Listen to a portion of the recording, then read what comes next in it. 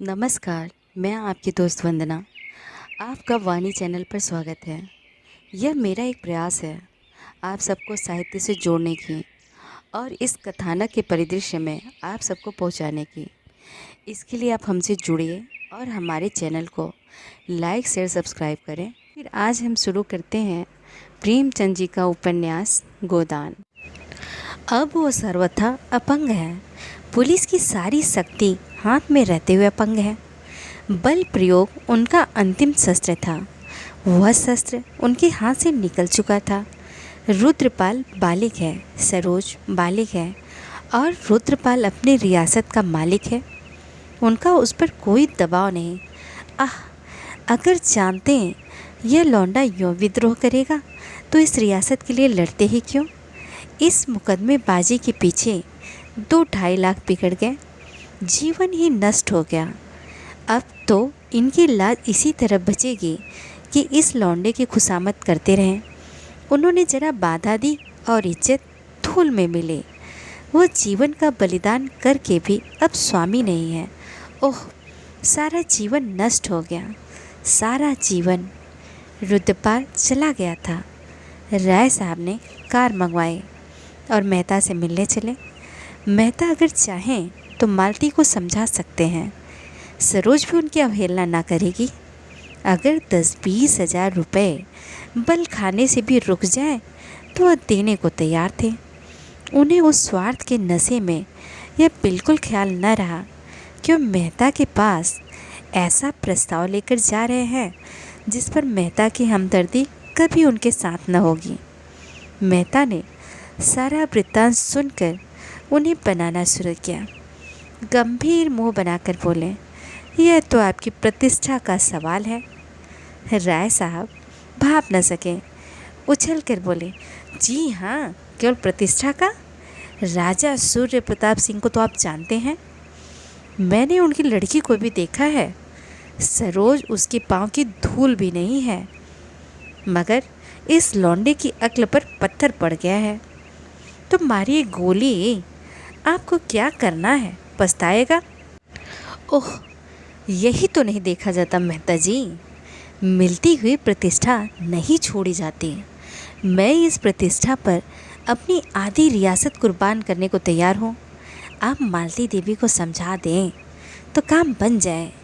इधर से इनकार हो जाए तो रुद्रपाल सिर पीट कर रह जाएगा और यह नशा 10-5 दिन में आप उतर जाएगा। यह प्रेम स्नेह कुछ नहीं, केवल सनक है। आप जो कुछ कहिए मैं उसे कह दूंगा। वह चाहे मैं उसे यहाँ के डफरिन हॉस्पिटल का इंचार्ज बना दूँ। मान लीजिए वह आपको चाहे तो आप राजी होंगे। जब आपको मिनिस्ट्री मिले आपके विषय में उसकी राय जरूर बदल गई होगी। राय साहब ने मेहता के चेहरे की तरफ देखा। उस पर मुस्कुराहट की एक रेखा नजर आई। समझ गए। व्यथित स्वर में बोले, आपको भी मजाक करने का यही अवसर मिला। मैं आपके पास इसलिए आया था कि मुझे यकीन था कि आप मेरी हालत पर विचार करेंगे, मुझे उचित राय देंगे और आप मुझे बनाने लगे। जिसके दांत नहीं दुखे वह दांतों का दर्द क्या जाने। मेहता ने गंभीर स्वर से कहा, क्षमा कीजिएगा, आप ऐसा प्रश्न ही लेकर आए हैं कि उस पर गंभीर विचार करना मैं हास्यास्पद समझता हूँ। आप अपनी शादी के जिम्मेदार हो सकते हैं। लड़के की शादी का दायित्व आप क्यों अपने ऊपर लेते हैं, खासकर जब आपका लड़का बालिग है और अपना नफ़ा नुकसान समझता है। कम से कम मैं तो शादी जैसे महत्व के मामले में प्रतिष्ठा का कोई स्थान नहीं समझता। प्रतिष्ठा धन से होती तो राजा साहब उस नंगे के सामने घंटों गुलामों की तरह हाथ बांधे न खड़े रहते। मालूम नहीं कहाँ तक सही है, पर राजा साहब अपने इलाके की दरोगा तक को सलाम करते हैं। इसे आप प्रतिष्ठा कहते हैं। लखनऊ में आप किसी दुकानदार, किसी अहलकार, किसी राहगीर से पूछिए, उनका नाम सुनकर गालियाँ ही देगा। इसी को आप प्रतिष्ठा कहते हैं। जाकर आराम से बैठिए। सरोज से अच्छी वधू आपको बड़ी मुश्किल से मिलेगी। राय साहब ने आपत्ति के भाव से कहा। बहन तो मालती की ही है। मेहता ने गर्म होकर कहा। मालती की बहन होना क्या अपमान की बात है? मालती को आपने जाना नहीं और न जाने की परवाह की। मैंने भी यही समझा था, लेकिन अब मालूम हुआ कि वो आग में पड़कर चमकने वाली सच्ची धातु है। वो उन वीरों में है जो अवसर पड़ने पर अपने जौहर दिखाते हैं, तलवार घुमाते नहीं चलते हैं। आपको मालूम खन्ना की आजकल क्या दशा है? राय साहब ने सहानुभूति के भाव से कहा। सुन चुका हूँ और बार बार इच्छा हुई कि उनसे मिलूं, लेकिन फुर्सत न मिली। उस मिल में आग लगना उनकी सर्वनाश का कारण हो गया। जी हाँ, अब वो एक तरह से दोस्तों की दया पर अपना निर्वाह कर रहे हैं। उस पर गोविंदी महीनों से बीमार है। उसने खन्ना पर अपने को बलिदान कर दिया, उस पशु पर जिसने हमेशा उसे जलाया। अब वो मर रही है और मालती रात की रात उसके सिरहाने बैठी रह जाती है। वही मालती जो किसी राजा रईस से 500 फीस पाकर भी रात भर न बैठेगी। खन्ना के छोटे बच्चों को पालने का भार भी मालती पर है। यह मातृत्व उसमें कहाँ सोया हुआ था मालूम नहीं। मुझे तो मालती का यह स्वरूप देखकर अपने भीतर श्रद्धा का अनुभव होने लगा है। हालांकि आप जानते हैं मैं घोर झड़वादी हूँ और भीतर के परिष्कार के साथ उसकी छवि में भी देवत्व की झलक आने लगी है। मानवता इतनी बहुरंगी और इतनी समर्थ है, इसका मुझे प्रत्यक्ष अनुभव हो रहा है। आप उनसे मिलना चाहें तो चलिए, इसी बहाने मैं भी चला चलूँगा। राय साहब ने संदिग्ध भाव से कहा। जब आप ही मेरे दर्द को नहीं समझ सकें तो मालती देवी क्या समझेंगे? मुफ्त में शर्मिंदगी होगी। मगर आपको पास जाने के लिए किसी बहाने की ज़रूरत क्यों? मैं तो समझता था आपने उनके ऊपर अपना जादू डाल दिया है। मेहता ने हसरत भरी मुस्कुराहट के साथ जवाब दिया। अब वह बात स्वप्न हो गई। अब तो कभी उनके दर्शन भी नहीं होते, उन्हें फुर्सत नहीं रहती। 2-4 बार गया, मगर मुझे मालूम हुआ मुझसे मिलकर वो खुश नहीं हुए। तब से जाते झेपता हूँ। हाँ, खूब याद आया, आज महिला व्यायामशाला का जलसा है, आप चलेंगे? राय साहब ने बेदिली के साथ कहा। जी नहीं, मुझे फुर्सत नहीं है। मुझे तो यह चिंता सवार है कि राजा साहब को क्या जवाब दूंगा।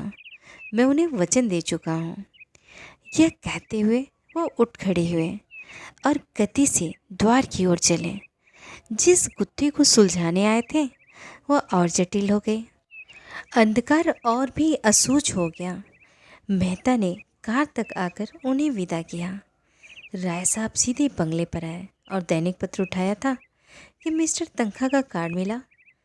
तनखा से उन्हें घृणा थी और उनका मुंह भी न देखना चाहते थे, लेकिन इस वक्त मन की दुर्बल दशा में उन्हें किसी हमदर्द की तलाश थी जो और कुछ न कर सके पर उनके मनोभाव से सहानुभूति तो करे। तुरंत बुला लिया। तनखा पाँव दबाते हुए रोनी सूरत लिए कमरे में दाखिल हुआ और ज़मीन पर झुककर सलाम करते हुए बोला, मैं तो हुजूर के दर्शन करने नैनीताल जा रहा था। सौभाग्य से यही दर्शन हो गए। हुजूर का मिजाज तो अच्छा है। इसके बाद उन्होंने बड़ी लच्छेदार भाषा में और अपने पिछले व्यवहार को बिल्कुल भूलकर राय साहब का यशोगान आरंभ किया। ऐसी होम मेमोरी का क्या करेगा कोई, जिधर देखिए हुजूर ही के चर्चे हैं। यह पद हुजूर ही को शोभा देता है। राय साहब मन में सोच रहे थे कि यह आदमी भी कितना बड़ा धूर्त है। अपनी गरज पड़ने पर गधे को दादा कहने वाला परले सिरे का बेवकूफ़ और निर्लज्ज। मगर उन्हें उन पर क्रोध न आया, दया आई। पूछा, आजकल आप क्या कर रहे हैं? कुछ नहीं हुजूर, बेकार बैठा हूँ। इसी उम्मीद से आपकी खिदमत में हाजिर होने जा रहा था कि अपने पुराने खादमियों पर निगाह रहे। आजकल बड़ी मुसीबत में पड़ा हूँ हुजूर। जरा सूर्य प्रताप सिंह को तो हुजूर जानते हैं। अपने सामने किसी को कुछ समझता ही नहीं। एक दिन आपकी निंदा करने लगा। मुझसे न सुना गया। मैंने कहा, बस कीजिए महाराज, राय साहब मेरे स्वामी हैं और मैं उनकी निंदा नहीं सुन सकता। बस इसी बात पर बिगड़ गए। मैंने भी सलाम किया और घर चलाया। साफ कह दिया, आप कितना ही ठाट बाट दिखाएं, पर राय साहब की जो इज्जत है वो आपको नसीब नहीं हो सकती। इज्जत ठाट से नहीं होती, लियाकत से होती है। आप में जो लियाकत है वह तो दुनिया जानती है। राय साहब ने अभिनय किया। आपने तो सीधे घर में आग लगा दी। तंखा ने अकड़ कर कहा, मैं तो हुजूर साफ कहता हूँ, किसी को अच्छा लगे या बुरा। जब हुजूर के कदमों को पकड़े हों तो किसी से क्यों डरो। हुजूर के तो नाम से जलते हैं। जब देखिए हुजूर की बदगोई। जब से आप मिनिस्टर हुए हैं उनकी छाती पर सांप लौट रहा है। मेरी सारी की सारी मजदूरी सांप डकार गए।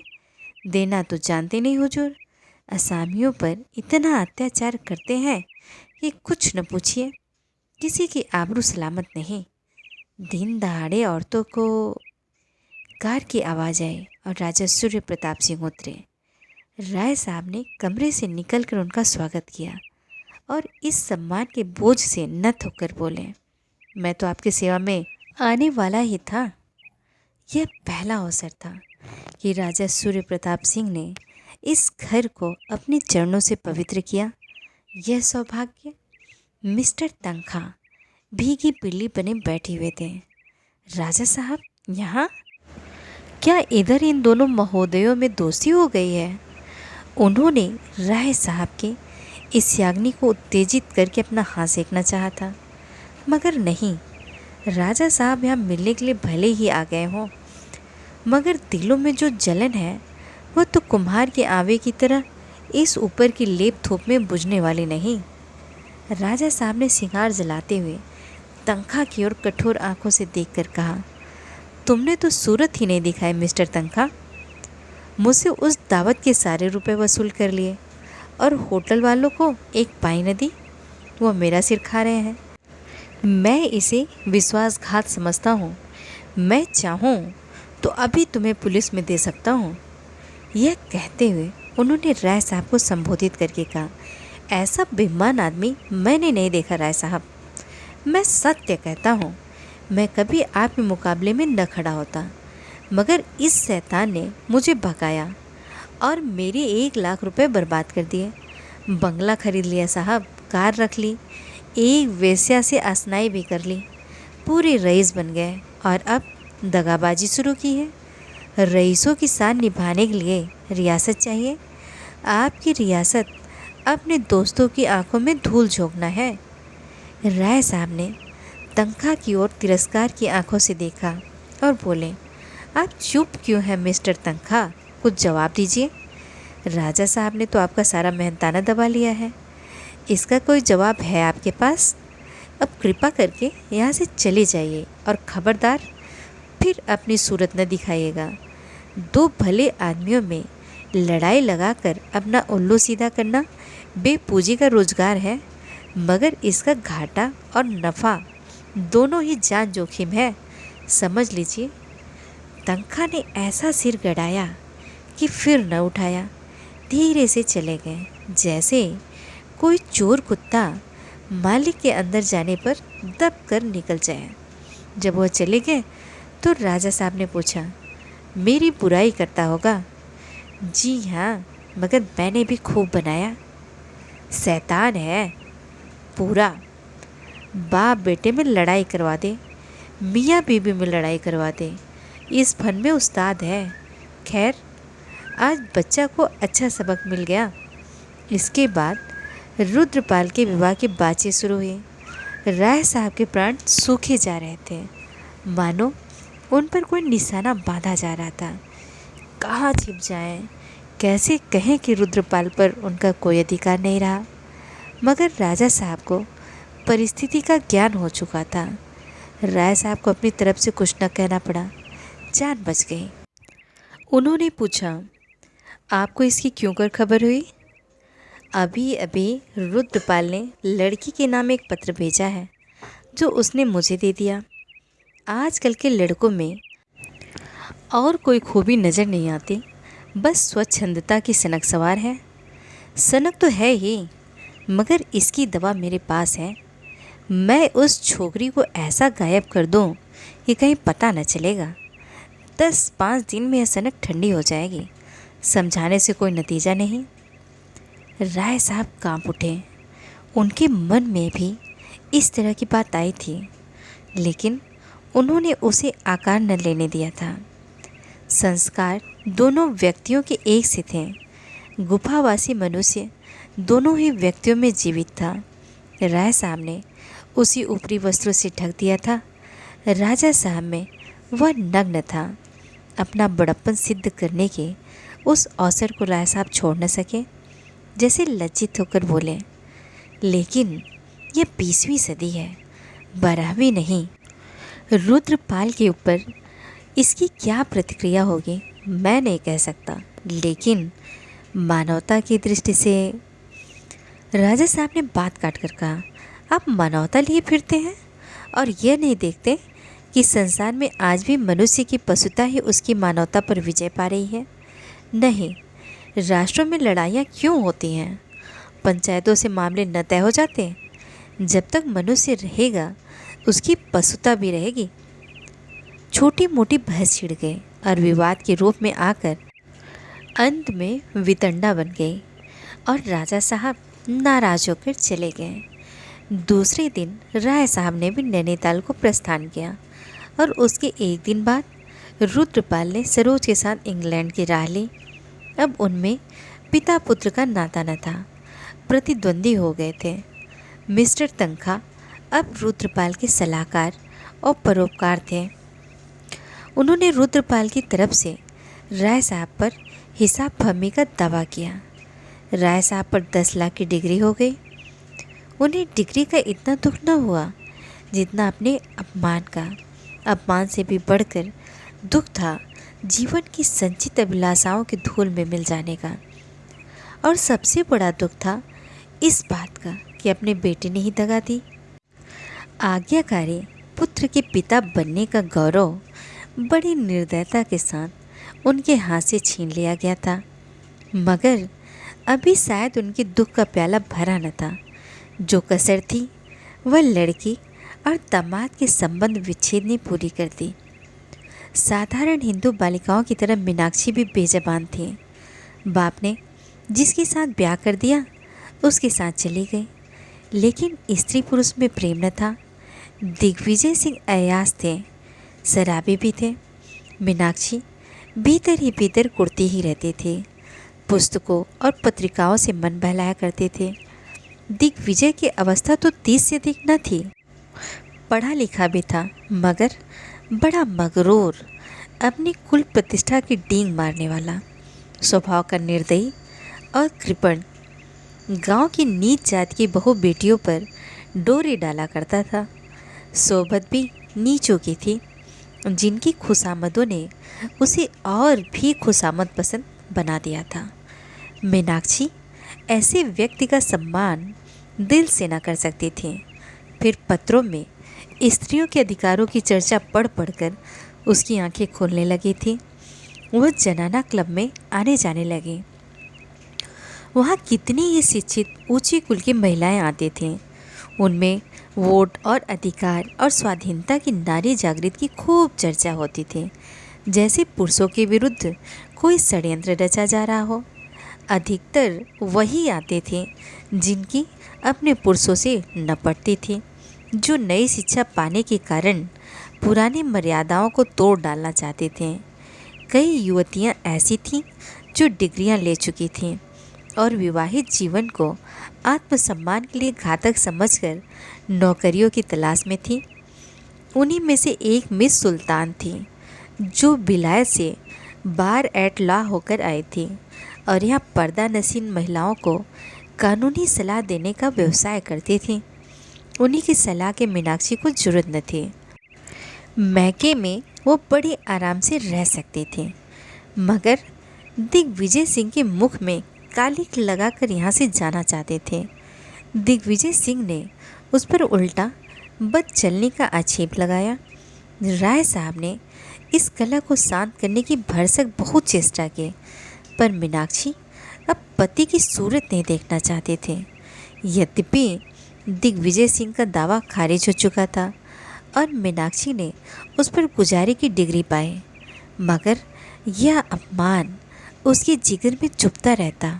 वह अलग एक कोठी में रहती थी और सम्मिश्रवादी आंदोलन में प्रमुख भाग लेती थी, पर वह चलन साथ न होती थी।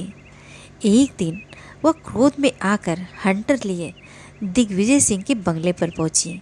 सौदे जमा थे और वेश्या का नाच हो रहा था। उसने रणचंडी की भांति पिशाचों की इस चंडाल चौकड़ी में पहुंचकर तहलका मचा दिया। हंटर खा खाकर लोग इधर उधर भागने लगे।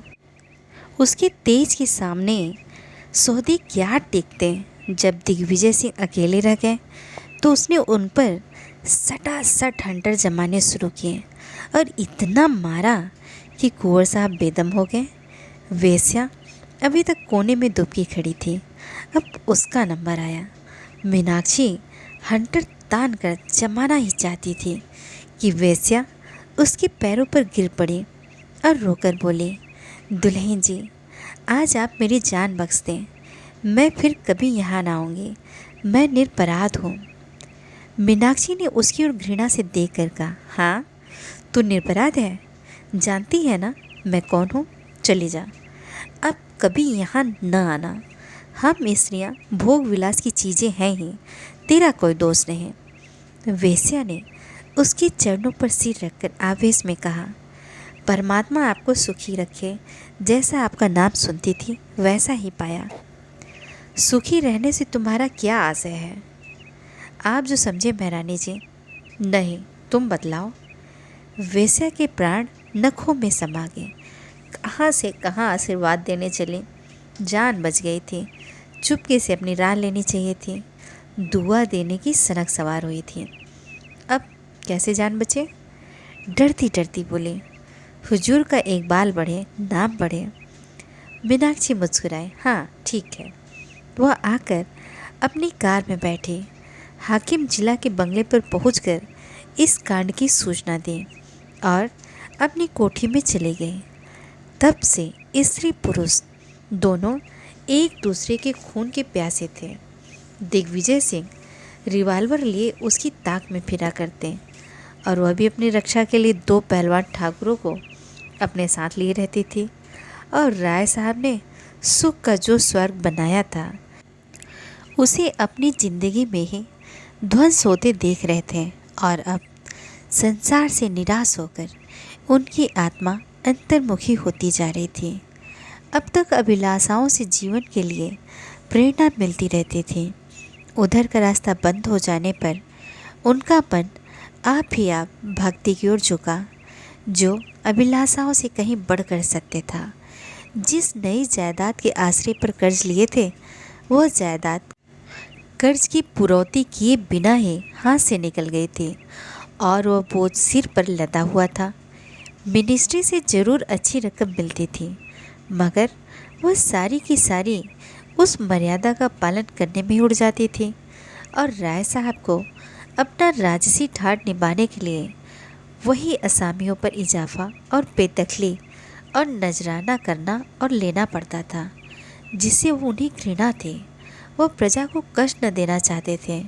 उनकी दशा पर उन्हें दया आती थी, लेकिन अपनी ज़रूरतों से हैरान थे। मुश्किल यह थी कि उपासना और भक्ति में भी उन्हें शांति न मिलती थी। वह मोह को छोड़ना चाहते थे, पर मोह उन्हें न छोड़ता था और इस खींचतान में उन्हें अपमान, ग्लानि और अशांति से छुटकारा न मिलता था। और अब आत्मा में शांति नहीं तो देह कैसे स्वस्थ रहता? निरोग रहने का सब उपाय करने पर भी एक न एक बाधा गले पड़ी रहती थी। रसोई में सभी तरह के पकवान बनते थे, पर उनके लिए वही मूंग की दाल और फुलके थे। अपने और भाइयों को देखते थे जो उनसे भी ज़्यादा मकरूज, अपमानित और शोकग्रस्त थे, जिनकी भोग विलास में, ठाट बाट में किसी तरह की कमी न थी। मगर इस तरह की बेहयाई उनके बस में न थी। उनके मन में ऊंचे संस्कारों का ध्वंस न हुआ था, पर पीड़ा, मक्कारी, निर्लज्जता और अत्याचार को वह ताल्लुकेदारी की शोभा और रोब दाब का नाप देकर अपनी आत्मा को संतुष्ट कर सकते थे, और यही उनकी सबसे बड़ी हार थी। मिर्जा खुर्शीद ने अस्पताल से निकलकर एक नया काम शुरू कर दिया। निश्चिंत बैठना उनके स्वभाव में न था। यह काम क्या था? नगर की वेश्याओं की एक नाटक मंडली बनाना। अपने अच्छे दिनों में उन्होंने खूब अय्याशी की थी, और इन दिनों अस्पताल के एकांत में घाव की पीड़ाएं सहते सहते उनकी आत्मा निष्ठावान हो गई थी। उस जीवन की याद करके उन्हें गहरी मनोव्यथा होती थी। उस वक्त अगर उन्हें समझ होती तो प्राणियों का कितना ही उपकार कर सकते थे, कितनों के शोक और दरिद्रता का भार हल्का कर सकते थे। मगर वह धन उन्होंने अय्यासी में उड़ाया। यह कोई नया आविष्कार नहीं है कि संकटों में हमारी आत्मा को जागृत मिलती है। बुढ़ापे में कौन अपनी जवानी की भूलों पर दुखी नहीं होता। काश वह समय ज्ञान या शक्ति के संचय में लगाया होता, सुकृतियों का कोष भर लिया होता, तो आज चित्त को कितनी शांति मिलती। वही उन्हें उसका वेदना में अनुभव हुआ कि संसार में कोई अपना नहीं, कोई उनकी मौत पर आंसू बहाने वाला नहीं। उन्हें रह रहकर जीवन की एक पुरानी घटना याद आती थी। बसरे के एक गांव में जब वो कैंप में मलेरिया से ग्रस्त पड़े थे, एक ग्रामीण बाला ने उनकी तीमारदारी कितने आत्मसमर्पण से की थी। अच्छे हो जाने पर जब उन्होंने रुपए और आभूषणों से उसके एहसानों का बदला देना चाहा था, तो उसने किस तरह आंखों से आंसू भरकर सिर नीचा कर लिया था और उन उपहारों को लेने से इनकार कर दिया था। इन नर्सों की शुश्रूषा का नियम है, व्यवस्था है, सच्चाई है, मगर वह प्रेम कहाँ, वो तन्मयता कहाँ जो उस बाला की अभ्यासहीन अल्लड़ सेवाओं में थी। वह अनुराग मूर्ति कब की उनके दिल से मिट चुकी थी। वह उसे फिर आने का वादा करके कभी उसके पास न गए। विलास के उन्माद में कभी उसकी याद ही न आई। आई भी तो केवल उसमें दया थी, प्रेम न था। मालूम नहीं उस बाला पर क्या गुजरी, मगर आजकल उसकी वह आतुर, नम्र, शांत, सरल मुद्रा बराबर उनकी आंखों के सामने फिरा करते थे। काश उसे विवाह कर लिया होता तो आज जीवन में कितना रस होता। और उसके प्रति अन्याय के दुख ने उसे संपूर्ण वर्ग को उनकी सेवा और सहानुभूति का पात्र बना दिया। जब तक नदी बाढ़ पर थी, उसके गंदले तेज फेनिल प्रवाह में प्रकाश की किरणें बिखर कर रह जाते थे। अब प्रवाह और शांत हो गया था और रश्मियाँ उसकी तह तक पहुँच रही थी। मिर्जा साहब वसंत की इस शीतल संध्या में अपने झोपड़े के बरामदे में दो वीरांगनाओं के साथ बैठे हुए बातचीत कर रहे थे कि मिस्टर मेहता पहुँचे। मिर्जा ने बड़ी तपाक से हाथ मिलाया और बोले, मैं तो आपकी खातिरदारी का सामान लिए आपकी राह देख रहा हूँ। दोनों सुंदरियाँ मुस्कुराए, मेहता कट गए। मिर्जा ने दोनों औरतों को वहाँ से चले जाने का संकेत किया और मेहता को मसनद पर बैठाते हुए बोले, मैं तो खुद आपके पास आने वाला था। मुझे ऐसा मालूम हो रहा है कि मैं जो काम करने जा रहा हूँ वो आपकी मदद के बगैर पूरा ना होगा। आप सिर्फ मेरी पीठ पर हाथ रख दीजिए और ललकारते जाइए। हाँ मिर्जा, बड़े चलपट्टे। मेहता ने हंसकर कहा, आप जिस काम में हाथ लगाएंगे उसमें हम जैसे किताबी कीड़ों की मदद की ज़रूरत न होगी। आपकी उम्र मुझसे ज़्यादा है, दुनिया भी आपने खूब देखी है, और छोटे से छोटे आदमियों पर अपना असर डाल सकने की जो शक्ति आप में है वो मुझ में होती तो मैंने खुदा जाने क्या किया होता। मिर्जा साहब ने थोड़े से शब्दों में अपनी नई स्कीम उनसे बयान की। उनकी धारणा थी कि रूप के बाजार में वही स्त्रियां आती हैं